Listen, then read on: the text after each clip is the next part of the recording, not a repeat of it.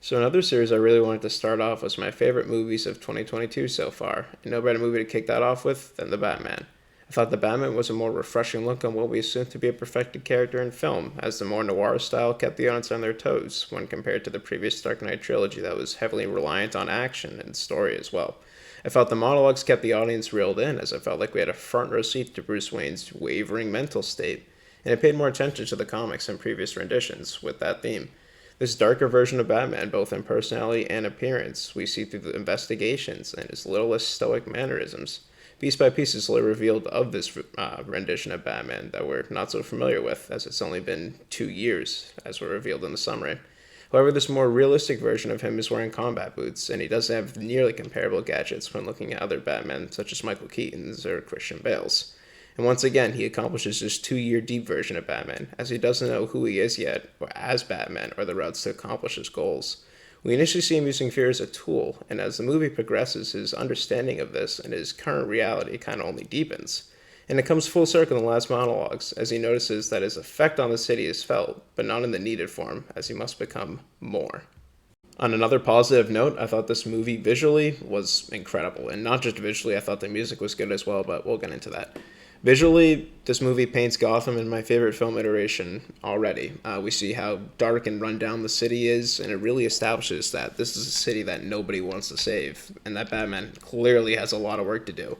And there are also multiple shots that left the viewer, myself, just in awe, like the chase scene, whether it be through the police station and the cars after, with the Penguin, and he just flies through the fire, which is just all practical effects, and it's amazing.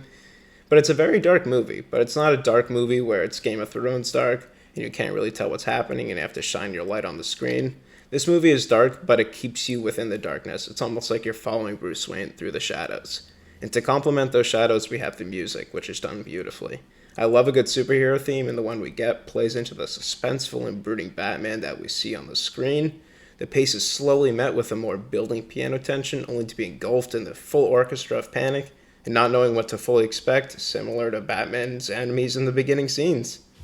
I thought this was a really interesting take on the Riddler. As being a rather notorious Batman villain, they kept him modern in multiple instances. We saw him use technology such as streaming, while also being very barebones and tactical in the way he conducts his murders, as we saw in the opening scene with the mayor and the clues that he left.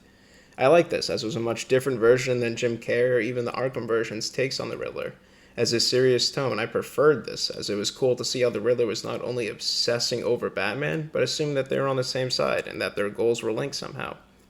There were cons with this movie, however, as the movie experience was much better than the at-home one, speaking from experience. Just the atmosphere acoustically and with the people in there, especially with certain scenes featuring the Batmobile, the theater just shaking, was incredible, and I don't think you can replicate that. The pacing was slower in the second half, but when compared to the edge-of-the-seat action in the first half, it does give the viewers a moment to sit back and read the situation. And this is where people tended to form their opinions on the Bruce Wayne scenes and their performance of that character. I disagree. I really think it nails how Batman is the only safety net personality that Bruce Wayne has. And while he isn't necessarily embracing the billionaire playboy facade that he, can, I think he will eventually. And overall, I thought this movie was a great watch. I would recommend it to anybody who enjoys superhero movies or just detective noir movies in general. I would be giving it a 9 out of 10.